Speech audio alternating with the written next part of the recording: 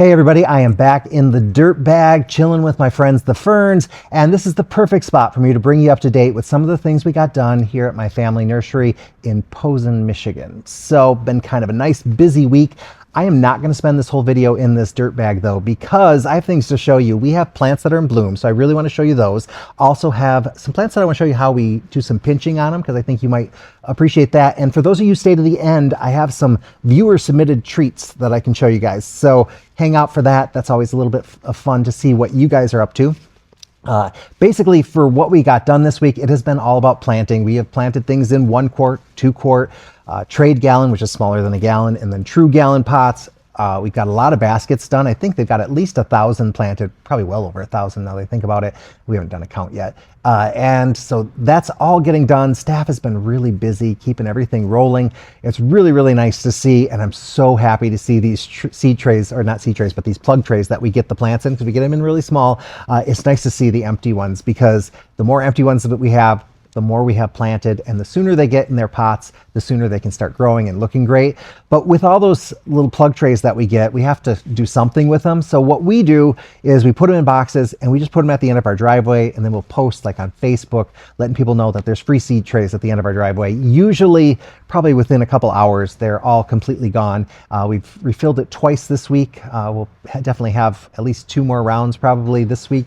So it's something that we like to do just because we don't have a use for them necessarily, and we know there's a lot of people out there who could really use them, and it saves a little bit of money, because buying fancy seed trays is expensive. Using these, and these they're good quality plastic, so they're going to last quite a while for these people. So we like being able to have them out there and letting people use them, and glad that they don't end up just in the trash. They get more use out of them, so we're happy about that. I've got some other things to tell you about, like another thing we started today was Petunia trimming and Calibrachoa trimming. And normally we don't start that quite this early, but the plants came in really good shape. The weather's been really sunny, and so that means they're growing faster than normal, which is a good sign. We're very happy about that. But that also is our sign that we're going to be moving the Calibrachoa and the Petunias into the colder greenhouse probably this week. We usually keep them in the warm greenhouse for probably almost 2 weeks, maybe 10 days to 2 weeks. So they have time to develop roots. And then once those roots are developed, then we move them into the colder greenhouse, because especially Petunias have this natural tendency when they're in the cold, actually both Calibrachoa and Petunia it's kind of like a natural growth regulator. They stay smaller. But with Petunias, the cool thing is when they're grown in a colder temperature, they tend to branch more, and the more branches a Petunia has, the more flowers they get, the fuller they are. So it's a win-win for us. We don't have to heat the greenhouse quite as high, and the plants end up looking better, and we don't have to trim them. So if we had them in the warm greenhouse, we'd be trimming them all the time. They'd be on this constant trimming cycle in order for us to keep them contained, because we don't open until May 1st. So we've got to keep these Petunias looking good until then. In the meantime, we are planting them into planters and doing custom orders and all that kind of stuff. So we need the Petunias now. So it's not like we can just wait a couple weeks to plant them, because we need them now. But this way we can keep them looking good, and it works out pretty well for us. And our trimmer was thrilled to be back, because she's been in this cold, awful winter, and if you hear sounds, it's the wind. It's really windy today. We started the week with snow and cold, and it was pretty miserable, and now today it's like 70 degrees, but that extreme temperature shift has caused a lot of wind to go on out there, so it's rattling the roofs and doing all kinds of stuff, and most of our snowbanks are gone, so that's really nice to see. There's still a lot out there, but we've made a big dent in our snow coverage, which we're happy about. All of the Dahlias are planted, so the ones we got in last week got planted this week, so that's good to see. Also, the ones that we had gotten the week before that, those were already planted, and they were so huge. We got them in at a larger size. They were from Proven Winners, and they're so big, and they're starting to form buds already. So my sister had to go through and trim them off, and trimming is one of those things. I always laugh anytime we show this on YouTube. People lose their mind, like, oh my gosh, you cut the flowers off. And for people who work in this industry, we all know it's so worth cutting them off. It's sad to say goodbye to them, but we know we're going to get probably 10 times more blooms by doing that trim now. So hey, you just got to be patient. It's worth it. Trust me. So the Dahlias are looking really good this year. I'm so impressed with, well, number one, those big ones that we got in are huge already, but all the other ones look great. In fact, the staff member that's planting them, she said, oh, the stems are nice and strong this year. Sometimes we get them and maybe they're not well rooted, or they're just a little bit wimpy, or they get, I don't know, just kind of a little bit slimy or something. These came in really good. So that's really, really good news. We did get 2 more shipments of annuals in. Unfortunately, they weren't special shipments. They were just plants that were missed on the first order. Well, one shipment was plants that just wouldn't be available the week that we got our plants, so they had to send them the next week, which is unfortunate because we would love to get them all on one load.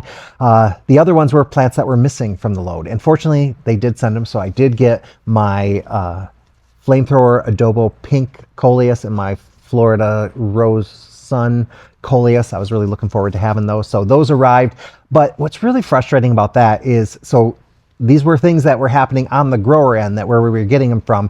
You know, they missed things on the order, and then these other things just weren't going to be ready at the time they were ordering them. But we still have to pay shipping for them. So for both those orders, it was $80, more than $80 each, that we had to pay extra to get those plants. And so we had the option of saying, oh, we don't want them, but we really did want them. So it's just really tough, and it sucks that we had to pay an extra $160 some for these plants that we should have gotten on our regular load, that should have been included with the freight before, but that's not how this industry works. So we paid a little extra in shipping, which is frustrating, but hey, we've got those good varieties and those plants that we love, so we'll eat that cost, but it's just annoying, isn't it? One bright side to that order is that they did send us another preview plant. So this is a plant that I think it actually is being released this year, but I didn't see it anywhere. I didn't see it in trial gardens last year. I didn't see it in any catalogs this year. It's one called Funhouse Black Widow, and it's this beautiful black petunia. And when it arrived, it actually had flowers on it, even though it was tiny, tiny plants. And boy, those blooms were very, very black. I'm going to be really keeping an eye on this one, because if those blooms are as black as the ones that arrived are on a consistent basis, this is going to be one of the blackest petunias I've ever seen.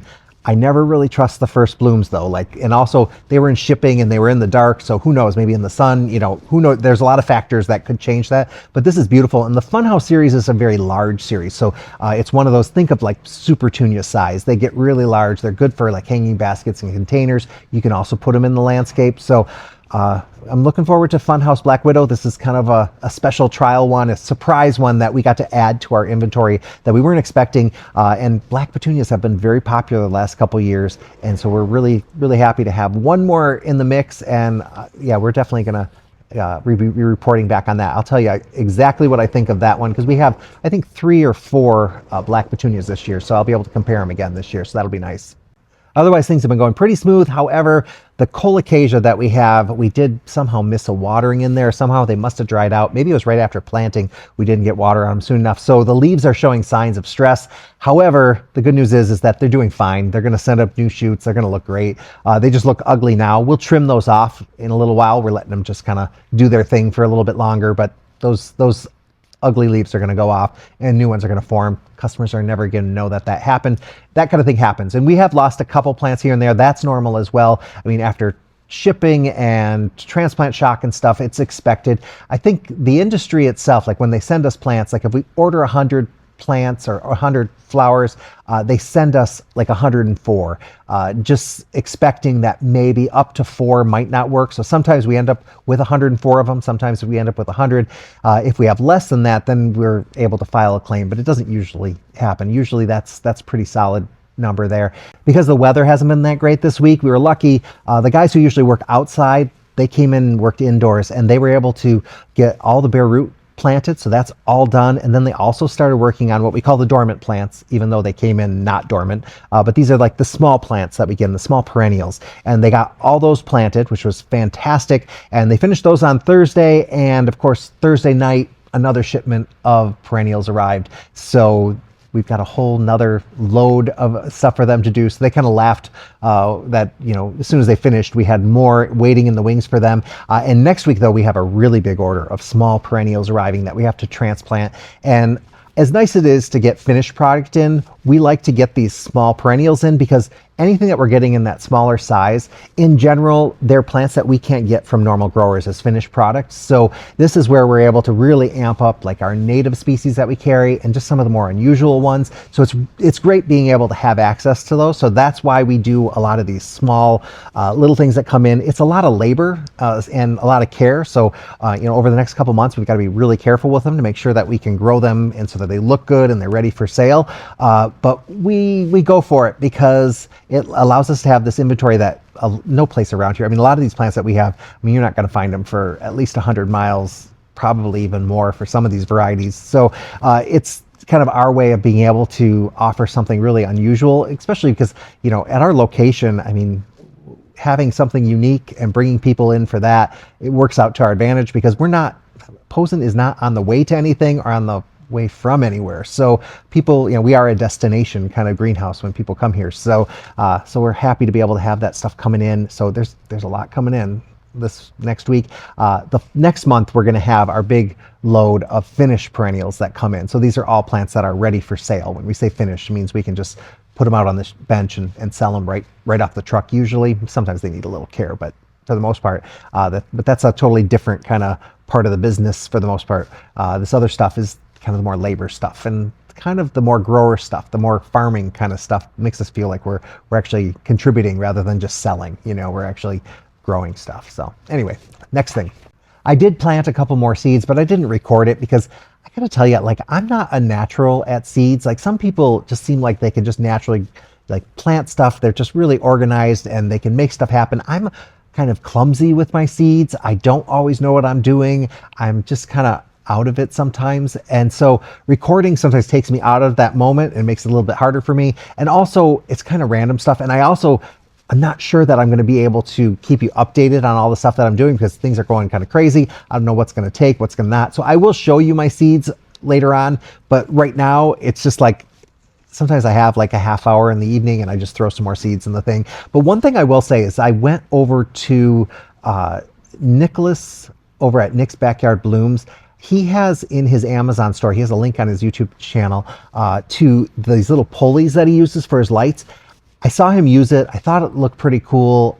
I use them. I love them. And Nicholas, thank you for putting those out there because it has completely changed my ability to be able to move my lights. Before I had them tied up, it would look like it was some kind of like ropes course up there. And every time I wanted to move something, I had to untie things. Now it's just like pop the little switch, pull the little cord, and up they go and down they go.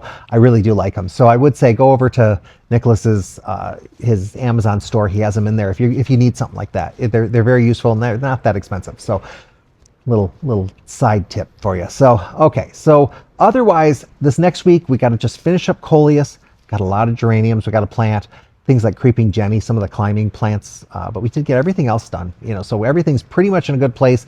We should be able to get everything planted and in good form all this week, so I'm looking forward to that. Now I need to get out of my little comfy spot. Gotta put my ferns back away. They want to be in a little nicer spot than this. They don't want to get shoveled out with the dirt. But I am going to show you things that are blooming because we have some beautiful, beautiful blooms.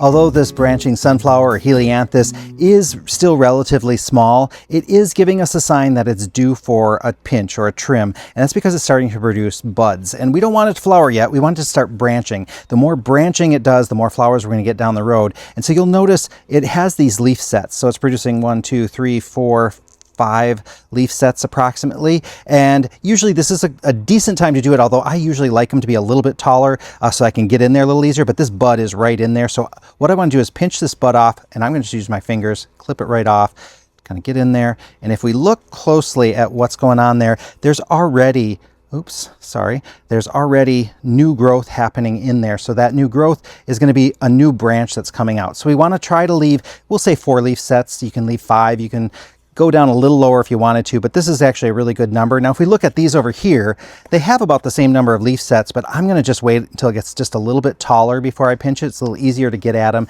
and I just feel more confident in my pinch. But you can see no bud signs on this variety yet. This is that new Surfinia double yellow, which I'm looking forward to. So pretty easy to do, and you can keep pinching these as well. So more pinching usually leads to more branching with these. So you do that when they're small. Let me get some of this dirt out of my hair. Okay, this is what you guys really want to see, blooms, right? Especially those of you in northern climates, you haven't seen flowers in a long time. I'll start right here with the verbena because it is outstanding. This is Superbena Sparkling Amethyst, and this one is just covered in blooms right now. Actually, all the verbena is looking really, really good. We got lots of colors in bloom right now. It's fantastic. I'm really fond of this one here. This is the Superbena Raspberry, and it's a really nice, hot, bright pink color.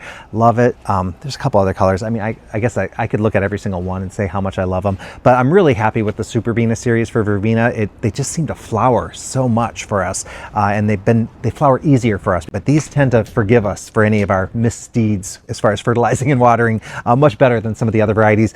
This one here, I just want to show you what's in bloom. So this is a Surfinia Heavenly Blue, and I love the Heavenly series from Surfinia, and this color is a really nice one. It's, you know, a little unusual, and now when I look at it next to the Sparkling Amethyst, it's a nice comparison. And this one here is a begonia. This is the Iconia Portofino Dark Orange, and I love a lot of the Iconia begonias are absolutely gorgeous, and they tend to do both a mounding and a trailing. They get a good size, so they're a really good multi-purpose begonia, so you don't have to worry about them, you know, being, you know, just kind of clumpy or being too tall or just all trailing. They just kind of do their thing, and they're such low maintenance plants. They don't need a lot of water, they don't need a lot of fertilizer.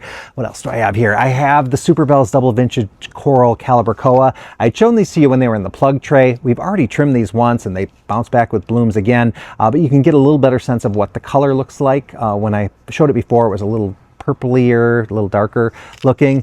Some of the Luscious Marmalade lantana this stuff is just going and going. We got it in a bigger size, and boy, getting it bigger, it grows fast and it blooms a lot. So that's been great. This is a new Supertunia. It's the Supertunia Mini Vista Plum Veined, and so I really do like this one. And every time I saw it in the trial gardens, it was covered in blooms, and already, I mean, it's already showing that it's going to be a good flower powerhouse. Another begonia. This is the Belleconia Mango. This is a trailing variety, but look at how nice those flowers are. They've got that kind of more of that kind of cascade and spray of flowers. So they're like a double bloom, and then these do trail over. So love that one. On the topic of verbena, Superbena Raspberry, such a nice color. This one is another Surfinia Heavenly, and this is Blackberries and Cream. And so this is a new one this year, and it's a very nice one, that kind of yellow cream outside with that dark purple center. It's very, very nice. This is still, I mean, this is its first flower, so it's still very, very small. The flowers on these tend to get really big. And this is a new one this year. This is the big begonia. It's the white with the bronze leaf. And so this is brand new, but look at how dark those leaves are. That is a really, really dark leaf for the wax begonia, and it looks so good with that white flower. So another one I'm really looking forward to. I have other things that I'm going to show you too. So if you might remember, if you were watching a video a couple weeks ago, I had asked you guys to send me your garden doodles, and that was when the weather was bad, it was cold, and everybody was just miserable, and I just asked everybody, hey, send me some doodles, and you guys came through. A couple of you even mailed them to me, so I'll start here with this one. This one came from Rachel from Alpena, Michigan, and look at her doodle. This is a pretty elaborate doodle. It says Hello Spring on it, and wow, I love the watering can. I love that this kind of sunflower type flower is watering itself. Great job, Rachel. This is beyond a doodle. A lot of you guys sent more than just a doodle. Some of you guys are like proper artists, I will say that. And then this one here, let's see, it came from, got a note in here, from Michelle. Michelle is from, let's see, Bedford, Indiana. And so she sent us this. She had colored this image with some markers, and the funny thing is when I opened it, I had seen the back and I thought, that is just the coolest looking drawing that she did. Like, this is kind of crazy. And then it wasn't until I read her note that I realized, oh my goodness, it's actually what, bled through to the back. But so I love it. It's like two-sided. We get to enjoy both sides of this thing. It's a cool one. So thank you. Great job, Michelle. This is really, really very nice. Aren't you guys glad we got some color right now? It's nice to see that. And then here's another one that came in, and this one came from Valerie in Saugatuck, Michigan. So Michigan, very well represented here. That's my home state, and I'm thrilled that you guys came through. Now, when I first got this, I pulled this out and I thought, oh no, this is a true doodle. I mean, she was doodling on the back of a cracker box, but actually then I was like, oh, there's nothing there. Then I saw what she sent. Oh my gosh, Valerie, this thing is beautiful. Okay, so kind of a watercolor, looks really fantastic. I mean, that is really nice, and it's a daffodil. So I love this. This is like something I can hang up. Like, that's really quite quite nice. And then I had a lot of email submissions. So let me get the computer open and I'll show you some of those as well. This first one is a true doodle from Linda in Michigan Center, Michigan, and it looks like she's kind of drawn out her garden a little bit. She has her shed, she has her path, looks like she's thinking about what she's going to be planting along the sides there. So I think Linda might be getting some ideas for this season here, so loving that. And then Lorraine from Davison, Michigan sent us these. She had colored these in. Look at the beautiful color in here. That looks fantastic. I love how it's got kind of that wallpaper feel to it. Like I wouldn't mind being in a room with that kind of wallpaper. Next up is Marcia from Glen Arbor, Michigan, and she sent us the plans that were created for her yard. And I found this fascinating because I just went through and I kept reading like some of the plants that were put in there and just getting the feel for like which ones I recognized, which ones maybe I didn't recognize. And it was a lot of fun to see what was in there. So I have a feeling that Marcia's also thinking about maybe what she wants to add or maybe what she needs to change from this design. Next is Tina from Miramichi, New Brunswick, Canada. And look at these paintings that she has here. I love it. I love it. I love it. We've got, looks like a lilac, and then I'm not sure, that's maybe, is that an anemone? It's a beautiful white flower with a yellow center. Absolutely love it. And then she also has a totally different style that she works in as well. So look at these here. I really like the one on the left a lot.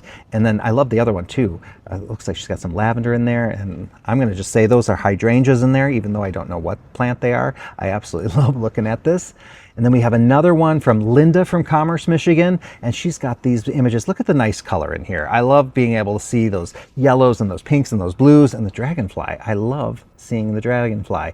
That's something I'm missing right now, are things like dragonflies and butterflies and hummingbirds and all that kind of stuff. Like now I'm thinking about those things. I do miss them right now. So I'm looking forward. They'll be coming back pretty soon. It won't be too long, but I do miss them. And then Kelly from Momence, Illinois sent us this, and it might not make sense to you when you first look at it, but as soon as I saw it, I knew, oh, she's trying to figure out what she's planting out. So she's making plans for what's going to go in each part of her garden. Look at that boat that she's planting. She's got some great creativity going on there. So she's got that boat. She's got some indoor plants that I'm guessing she moves outside. Oh, and there's a screenshot from one of my videos where she's got the Supertunia Tiara Blue Petunia that I had grown last year put in there. She's got a plan for that thing there, and take a look over here. She's even putting a Supertunia in a toilet for her yard. So we definitely have a creative mind on our hands here. She's coming up with all kinds of crazy ideas. We'll have to keep an eye on her because I have a feeling she's going to be coming up with even more stuff as the year goes on. Now Lynn from Presque Isle, Michigan sent us these, and this is a series that she did. Wouldn't that look great with all three of them on a wall somewhere? Very, very nice. And then Bonnie from Canterbury, New Brunswick, Canada sent us this. Looks like she's starting to think about her yard. I'm going to guess this is her yard, or maybe it's a neighbor's yard. I'm not sure. But look at how many plants she's got lined up around here. Now I wonder if those are plants she's dreaming of planting or if they're plants that she actually has planted. Either way, it doesn't really matter. Looks like she's got a great little duck pond in the back as well. Great work, Bonnie. Thanks for sharing that. I love that you took the time to draw all this out, and thanks for sending it. Joan from White Cloud, Michigan sent us this. I'm guessing she might have this Gerber daisy inside the house, and it is bringing her some sunshine in the winter. So thank you for sending that along. And then Rhonda from Mount Vernon, Indiana sent us this, and she's not necessarily doodling, she is doing word search, and it's specifically a garden word search. So take a look. It looks like she found all of her words in there. And to say thank you to these folks for submitting these, I do have some special gifts for you guys. So I'll be contacting you all and sending some things out to you guys. You'll get them in the mail. So hope you guys enjoy that. Last thing I'm going to do before I go is I'm going to take you over to the perennial house because the helleborus are blooming, and I want you to see those too because those are kind of plants that they bloom really early in the season, and I don't want you guys to miss them.